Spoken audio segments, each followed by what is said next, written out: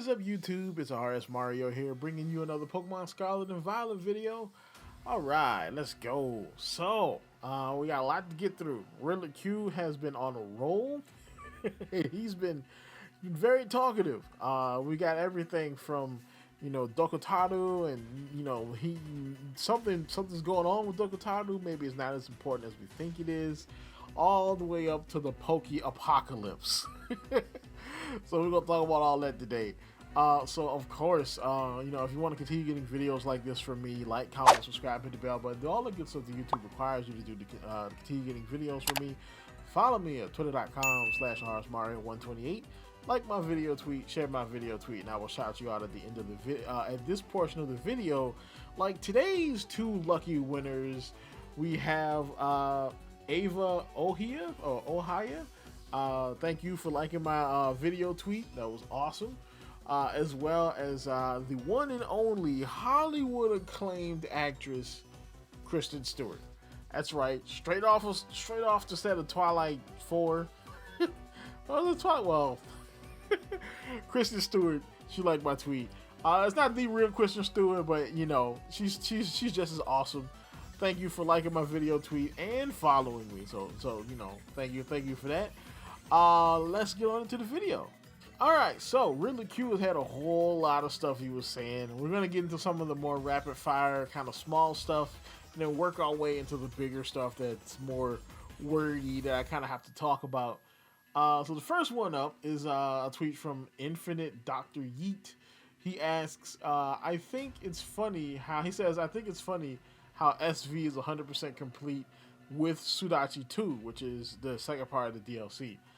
So then Q says never, and then another person said, Leo says, okay, so we'll have a open final or a sequel. Interesting. So I don't think we're gonna have a sequel. I don't think that's the case. I do think that there's a possibility that there's another DLC pack. You know what I'm saying? Because technically, if you really think about it, Sword and Shield had two DLCs. There was the Isle of Armor, and then there was the Frozen Tundra, or the Indigo Tundra, some Tundra. You know what I'm saying? The one that had the big Pokemon with the balls on his head and the horse. You know what I'm saying? Crown Tundra. So we had both of those. So technically, the Hidden Treasures of Area Zero is one DLC that's split into two pieces. So maybe we get a second one. Now, I'm not saying that we're going to get one. I'm just saying it's a possibility. I mean, because they could leave this story kind of open for them to come back and visit it later. You know what I'm saying? We could be looking at a Generation 9 remake in like 5 years or whatever. So like more than 5 years, shoot. So the next one is 3 out of 8 or 3/8.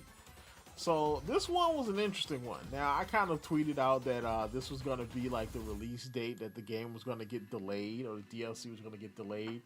It's a possibility. It's still a possibility because I still think that the winter 2023 date is very weird. It's like, why? Like, I mean, what is it going to come out in December? You know what I'm saying? Because technically November still counts as the fall. So, it could just drop in December. It's very possible. Or they could delay it until first quarter of 2024. Now, I do think that 3/8 is a little ways away, but you do have to remember that allegedly there is, like, they've updated all of the graphics and all of the Pokemon animations and stuff for full-on HD. You know what I'm saying? And there might be some sort of texture pack or some sort of upgrade pack coming for the game. We know that, Super Nintendo Switch is coming. You know what I'm saying? The last Switch did release in the first or second quarter of 2016 when it came out. So it's a very good possibility that maybe they're going to release, something around that date. You know what I'm saying? I mean, because that's first quarter. In the first quarter, technically. The other thing is, remember, we're supposed to get 8 new Pokemon in the Indigo disc, and this could be connecting the fact that 3 of those Pokemon are going to be connected, like evolutions. Like, so this is going to be like one evolution line. You know what I'm saying? Maybe that's going to be the thing. Because he also says that this information can be reasoned with our past posts and official news. So, you know, I just putting it out there. You know what I'm saying? And then the last rapid fire post we have is Aaron says, how lore heavy is part 2? I feel like there's a lot of questions we need answers to. And then Q says it's rich and it's a lot to grind. So there's a lot of lore in part 2, which, I mean, it is kind of a lot they have to do. They have to kind of finish the story with the legendary trio. They have to introduce Dokutaro. They have to finish the story between, Kieran and the main character. You know, there's allegedly a new Blood Moon thing coming because the photographer chick's in the game. We still have to figure out what's going on with the teacher lady. You know what I'm saying? There's a lot that they have to do. So I think this is going to be a lot of lore going into the Indigo disc. So then next up we have the Poké Apocalypse. So, you know what I'm saying, Q tweeted out this picture of this deviant art looking Digimon, and it said go burn everything. So I'm guessing like this is supposed to be some kind of hint at what we're going to get. So then the Rowlet Herald says, is this the world turtle people used to talk about? And then Q says it's the apocalypse. So, Poké Apocalypse. So what I'm thinking this is elaborating to is something possibly involving Terapagos. Alright, because that's the only thing I can think of, unless there's a whole nother legendary that they're not talking about, like an actual evil legendary, like some Eternatus, level threat in this DLC. I mean, that would also kind of explain the zombies and, one of the main characters possibly dying. I actually covered that in a different video. It could be, that's possible. The other thing is that this could be involving Kieran. So something that Kieran's going to do, something drastic, something evil that he's going to do is going to cause whatever Pokemon he's involved with to end up like this. You know what I'm saying? To end up, being like super, kind of evil. So then, of course, the next one we have is Q dropping a picture of a Master Ball. And it says, I bet you will be unable to look steadily at this thing anymore after playing Sudachi 2. So, in the first one, everybody says, like, you kind of steal Terapagos from Kieran, or at least that's the way he thinks of it. Maybe Kieran's gonna steal something from you, more than likely a Pokemon. You know what I'm saying? So I'm thinking maybe, not Terapagos, but Ogerpon in the first one. Maybe Kieran steals Terapagos from you, which that could also, again, tie into the whole apocalypse thing. Like maybe he steals Terapagos, maybe Terapagos' Terra powers go out of control and cause massive destruction, zombies and whatnot. You know what I'm saying? So, hey, I don't know. I think this is going to be pretty interesting, though. So then this one right here. So this is when it starts getting a little interesting. So he starts talking about Dokutaro, or otherwise known as Momo, the Pokemon that's related to the Momotaro Pokemon, or Momotaro in the story. So he says, have you ever wondered why the design of Momo is that simple? There's definitely got to be some truth that I barely see people mention or speculate online.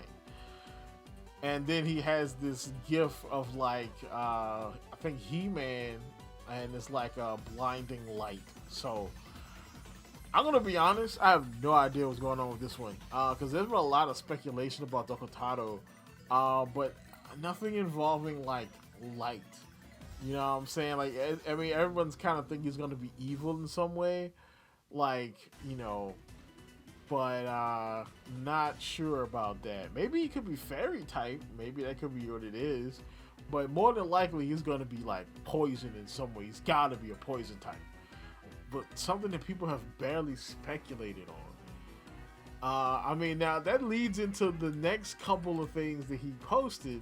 This one right here, it says he posts a picture of a peach with the peach pit exposed, so a half peach, and he says it will remind you of some Gen 7 Pokemon. All right, and so then he says it can open.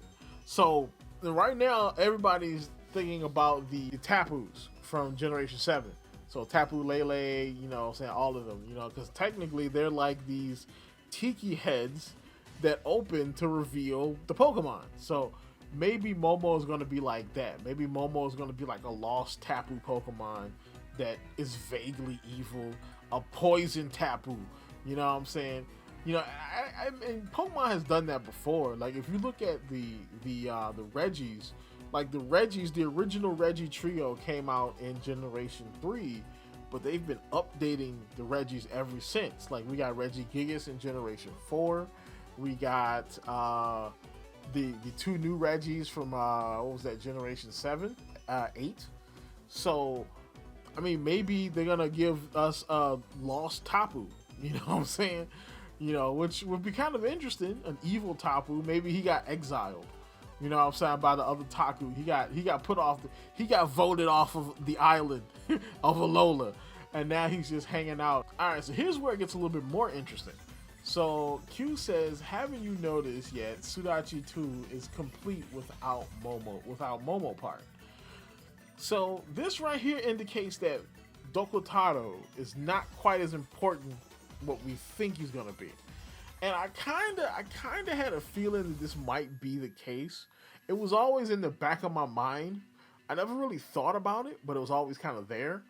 That maybe Dokutaro is not gonna be as big a part of the story. Because I mean, this is still technically Terapagos and Kirin's story. You know what I'm saying? So they're gonna be like the center pieces of this story. And I can see them like having like multiple story threads, kind of like they did in the main story, where you've got like the 3 different story paths. I can see them doing that, but I can also see Momotaro as being like a side path.